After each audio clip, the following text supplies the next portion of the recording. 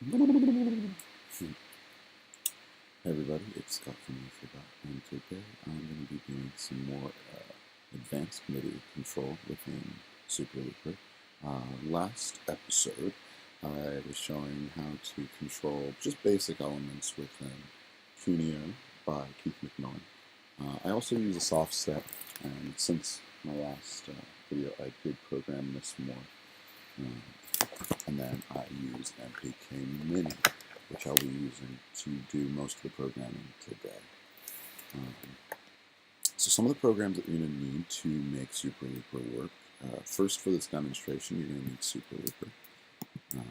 You can go to the SooperLooper website. I'll also put a link down in the description. You're also going to need MIDI patch bay. This is going to allow your different controllers to talk to SooperLooper.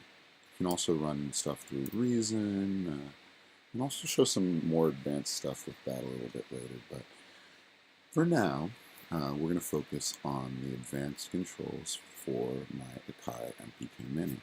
And when I say advanced, I mean I have certain buttons that I want to do multiple things all at once. So first I'm going to just show you, again, I ended up getting all of this programmed. I can select each of my loops. I have the ability to record, reverse, this is my record button. I can stop my record, I can mute, I can overdub. So that's all great. These are all pretty much single button commands. But if I want to do multiple things all at once, you can. Sometimes it can get a little bit confused, the system, so it really takes some time sometimes to figure out specific controls for specific controllers. But I'm going to do my best to show you what I know and why I do what I do. So as you can see, I have 4 loops going on, and I have loop 1 and 2 right here. And loop 1 and 2 are both wired in to go into loop 3 and loop 4. And I say loop 1 and 2 because I actually have this as a dummy loop. And I have this as a dummy loop because of one of the commands that I use. I have loop 1 and loop 2 go into loop 3 and into loop 4. Loop 3 also goes into loop 4, and loop 4 also goes into loop 3. The reason for this is I have loop 1 and 2, and every now and then I want to clear what's happening on these because I'd like to record more. So I can record loop 1 and 2 onto loop 3 or onto loop 4. Now when I do that though, I also want to be able to get back to this loop so that I can record onto it directly after stopping this record. I also want this to not play any more sound once I've stopped the record.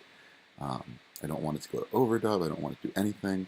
I just want this track that has now track 1 and 2 to just play. But I'd also really like to be able to just hit record again and start recording and know I'm not going to overdub on anything that I've already done. So that is why I've set up this control the way that I have. So I'm going to hop into my controls really quick. In SooperLooper preferences is where the controls are. You're going to be opened up into probably the connection screen. And then you want to just go over to MIDI bindings. I already have a bunch of MIDI bindings set up, which I've been working on for the last couple of days. And sort of slowly. I probably could have done it in a day, but I also want to record this. Anyway, so what I have here is I want this button to stop the recording of 3. So I'm going to actually I have a dedicated record button for that.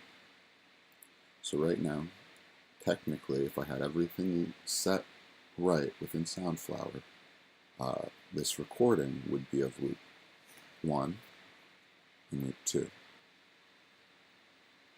I'm going to stop those. Now, if I want to again record, I'm going to hit my dedicated record button, though I have the way that I can select a loop and record also. So right now, again, recording loop 1 and 2. It's recording, recording, recording. Now, if I hit this button, I've programmed it to, boom, stop the recording, or stop playing loop 1 and 2, so those were playing. Now they're muted. Now this loop is playing, so that is awesome.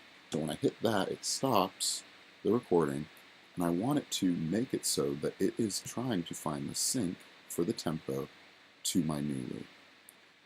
So I actually have that set up to sync source. So sync source is actually what will allow me to do that. And by selecting 4, it's able to select that loop, which is great. Another thing that I do is I don't want it to play any of the other tracks. So I will actually tell it to mute all of the tracks, mute on, and leave this track playing. I don't mute this one, but mute on, and mute on. And it will make sure that those are muted. So that was one of my big extra commands. I'm going to do it to one other because I have this loop also flatten these 3 loops. So again, I have 1 and 2 go into 3 and 4. But 3 also goes into 4, and 4 goes into 3. So if I have a loop going here, these ones don't get erased. I can juggle them around, I can speed them up, I can slow them down, and then I can put them onto number 4 if these all 3 are going. Or vice versa, if these 2 are going and this one is going, I can put it on the loop 3. So something else that I sometimes want to do is I just want a restart button. And so I actually, when I had my loop set up originally, I have this as my reset button. What I want that to do is I want it to stop all loops. I want it to bring all of my times back to 1, because every now and then I'll leave them in times 2 or times 4. So I want to bring everything back to what I call 0, bring it back to 0. And so when I hit this button, and I'm going to set it up for you all to see right now, it's going to end up taking all of these, muting them, and bringing the selected loop back to there. And from there, I can record again and start all over again. It's back at 0. So to do that, I'm going to need the mute all command. So and all down here, all the different commands I can program. This allows me to pick different loops. Because I'm going to have a mute all, it's going to be select and global.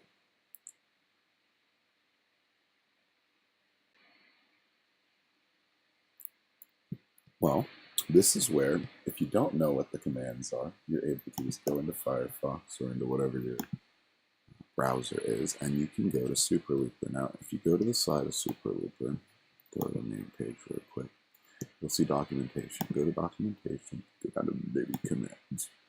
From there, you can see descriptions of what each of these MIDI commands do.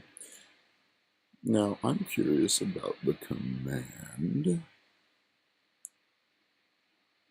for undo all,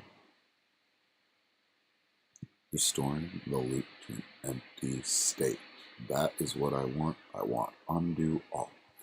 We want undo all for all of it. And I want to select loop 1. So what we are going to do is going to go down, undo all, and it's already set to all. Now I'm going to go to learn and hit the button that I had for undo all. It sees that it's 122 on channel number 2. And then I am going to go add new, not modify. Modify would change this mute on that I already have. Okay, so undo all is now set.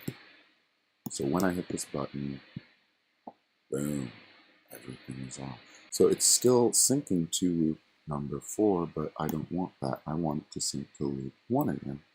So I already have my sync source command, which is great. And I am going to select 2. Okay. Yeah. Let me go. Word. It's going to be 122. I could have typed that in because I knew it was going to be the same button. And I'm going to add new. Now when I hit this button that should have reset everything, brings it back to loop 2. And it's as easy as that, in a way. I mean, maybe went on for a little bit long. There are also ways to select what track has sync enabled. I don't use sync a whole lot. I should probably use it a little bit more.